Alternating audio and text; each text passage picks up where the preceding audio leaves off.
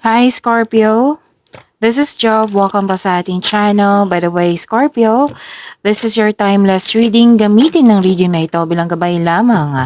Kung naka-resonate kayo, comment down. Tandaan Scorpio, ito ay general reading. Kunin nyo lang po. Kunin nyo lang po kung ano naka-resonate sa iyo. This is for you, Scorpio.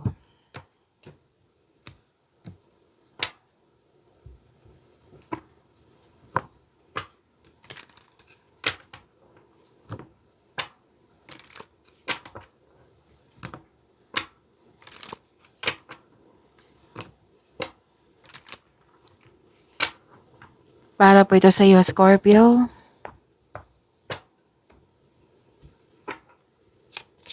Maraming salamat po sa inyong patuloy na suporta, sa mga nag-donate, sa mga hindi nag-skip ng ads, maraming salamat po.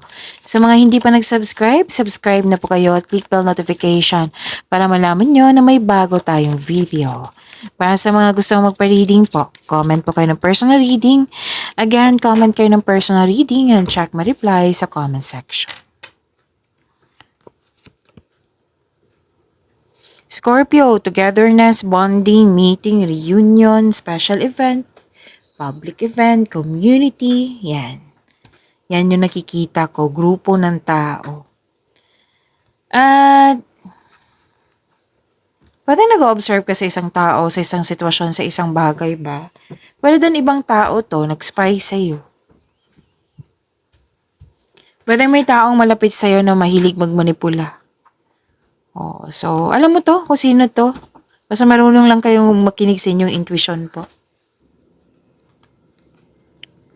Okay. So, may anong tawag dito?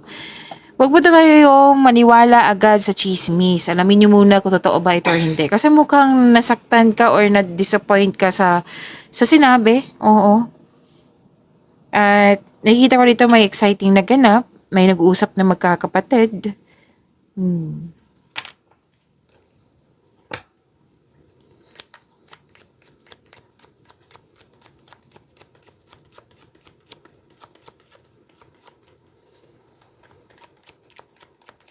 Energy pa ni Scorpio. Ganda nito, Scorpio.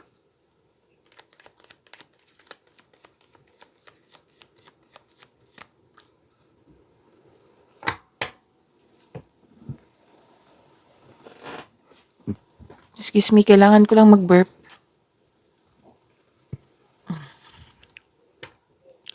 Para sa mga bago dito, kung may napansin kayo na repeating message, yan po yung pinupush ng course sa inyo na kailangan yung bigyan ng atensyon, solusyon at aksyon kung maaari po. So na yung energy ni Scorpio. Yun po ha, kung may naulit. Like monthly, weekly, daily, at dito din. Oo. So, yan po yung ibig sabihin yan. Okay?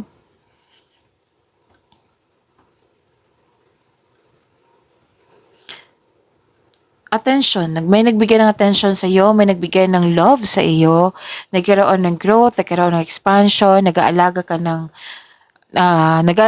mga anak, o apo. Pwede din may nag-aalaga sa iyo ng mother figure. Oo.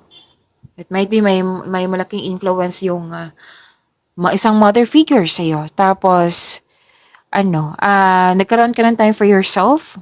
Nakita ko dito nagkaroon ka ng time sa nature. Nag-grounding ng ilan sa inyo, nag-meditate ang ilan sa inyo. And pleasure, andito po, development, success. Oo, may fertility dito. Maaaring makatanggap ka ng malaking pera or unexpected job opportunity po. Kailangan lang po ng pasensya. Parating na ito, malaking pera to. And abundance is success. Yes, abundance is success to. Pwede din po fertility. Kung gusto niyo mabuntas, then go ahead. Kung ayaw niyo, then use protection. Miss Job, lalaki ako. Pwede. Sa partner niyo, pwede. Oo, syempre naman. Oo, kasi may nagtanong ibang science yata yun. Oo. So, kung lalaki ka, then yung misis niyo, yung partner niyo. Or pwede din sa malapit na sa'yo na buntis. Pwede din.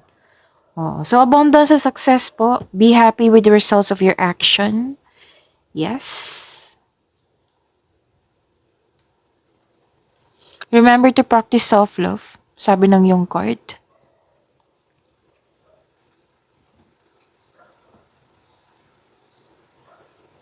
Malakas yung intuition. Malalaman talaga. Kung may nag-observe, or kayo ang nag-observe, malalaman talaga yan. Lakas ang intuition mo eh. Oh, andito sa yung tarot card.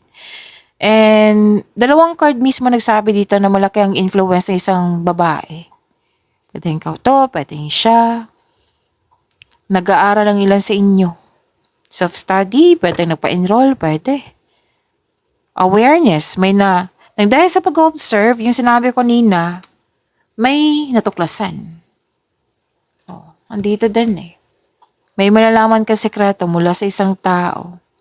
Makinig sa iyong intuition, Scorpio. Maaaring may panawaging spiritual na parating sa iyo.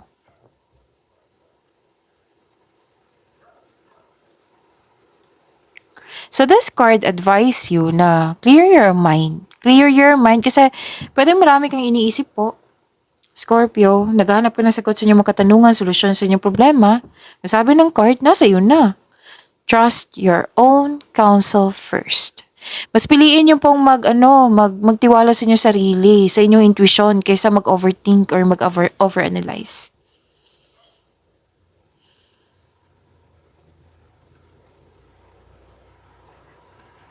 So yan po ha, huwag kang umasa sa opinion ng iba. Kasi nakikita ko kasi dito kanina, di ba may mahilig magmanipula, may pwedeng na-disappoint ka sa nasabi, nagawa.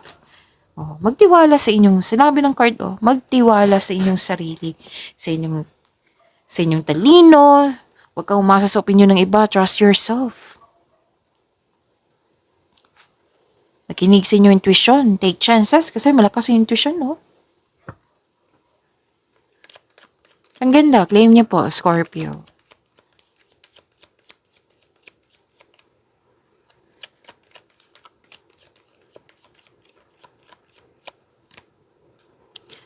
This is about your career and money, Scorpio.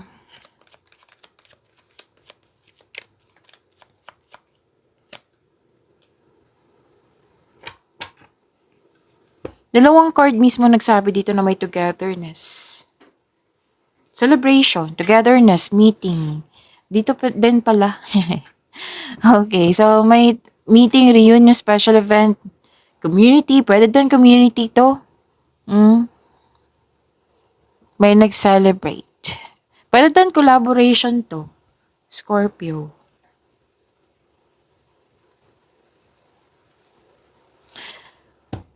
Long-term abundance sa steady progress. Alam nyo, dalawang card kasi nagsabi dito na habaan talaga ang pasensya. May darating sa inyo na dalawang card kasi nagsabi dito malaking pera.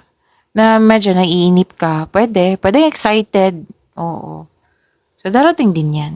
So, instead na mainip or mag-overthink, yung parati kong tinuturo sa inyong positive affirmation. Dumating ka na sa tamang panahon kasi kailangan kita. Yan. Example lang yan, ha?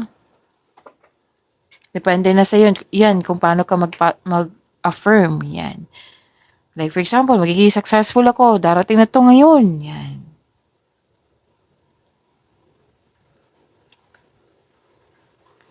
This is long-term abundance, ha? Steady progress po. And okay, maraming gawain sa Scorpio. Sinabi kasi dito na para maiwasan tong burnout na nakikita ko, gumawa kayo ng konkretong plano para magtagumpay yung mga gawain mo. Tapos, habaan talaga yung pasensya, ha? Kasi naghihintay ka dito eh.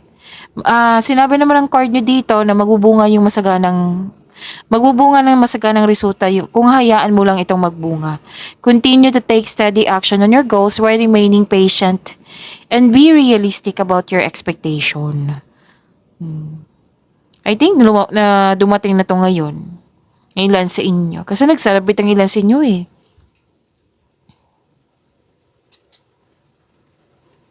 Kung ikaw ay naghahanap ng trabaho o nag-iisip ng bagong karera, may perfect time. Pero may sinabi dito kanina, di ba, na job opportunity. So, habaan talaga pasensya. May perfect time. It might be process pa. Habaan niyo po yung pasensya niyo. Ang ganda ng cards niyo, Scorpio. You deserve this.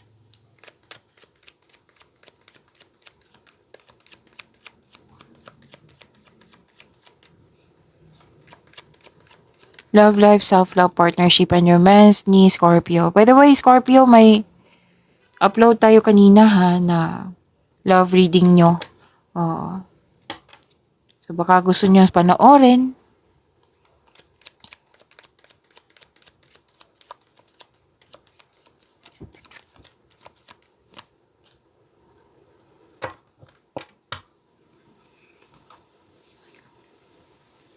Malalim ang iniisip.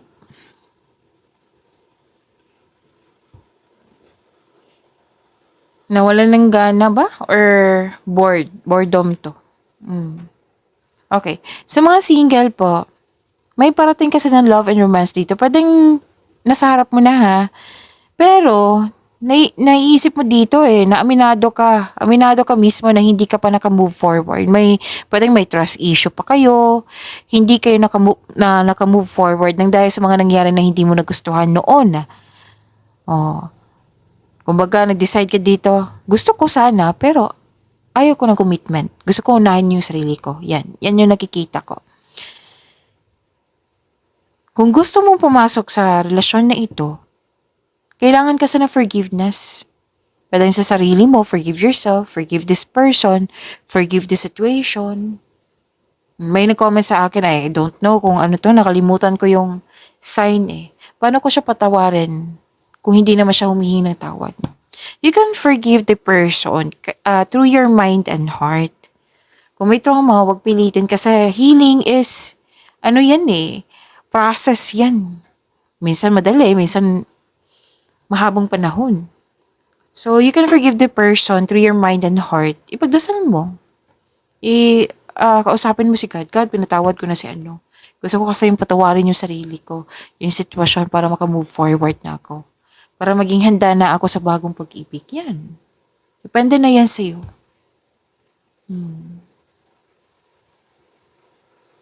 So, kailangan forgiveness dito. Forgive the person, forgive the situations, and yourself. Forgiveness. Try to fix yourself first. Para fair din sa bagong pag-ibig. Fair din sa'yo. Hindi ka naman lugi niyan Fair sa'yo, fair sa kanya. Para magaan yung pasok ng buhay ng bagong pag-ibig.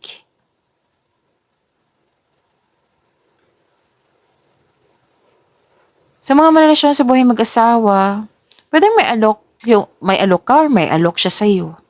Na pinag-isipan mo ng mabuti. Naging guarded ka dito Ayaw mo magkamali. Anong klaseng ano to? Anong tawag dito? Alok. Basta may alok po. Pwedeng project yan. Pwedeng nagkaroon ng boredom. If you want growth, then pag-usapan nyo. Actually, dalawang card po mismo nagsabi dito. Gusto mo ng me time. Alone time, me time, space. Yan. Lahat naman tayo kailangan yan. Kasi pag me time, space, dyan natin marirealize. Andyan yung sagot. Time for reflection po. Andyan po yung sagot. Yan.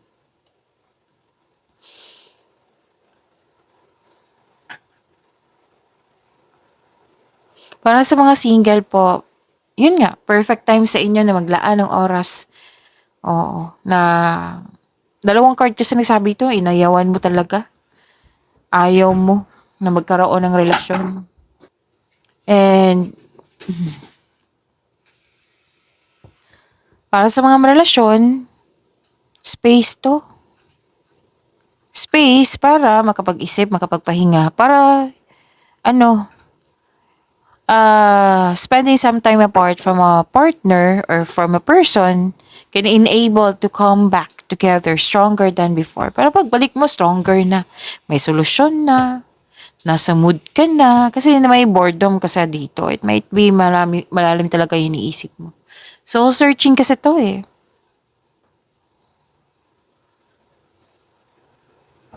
may nalaman talaga kayong sikreto. Sensya na naputol. Okay, so, sana tayo. Sa mga may relasyon sa buhay mag-asawa, may sekreto. Kasi malakas yung intuition mo. May sekreto kayong matutuklasan. At magkaroon ng pag-uusap. Yes, magkakaroon ng honest conversation. Pwede din, maliligaw mo or kung sino man yan na bagong tao sa iyo, na sa mga single dyan, na nalaman mo yung sekreto. Pwede din nalaman mo yung kung sino yung manloloko. Dalawang card kasi nagsabi dito kayo ay nagpahinga at nagnilay-nilay at may realization. Pag-imanin niyo po yung blessings sa binigay sa inyo, Scorpio. See you tomorrow. Maraming salamat po.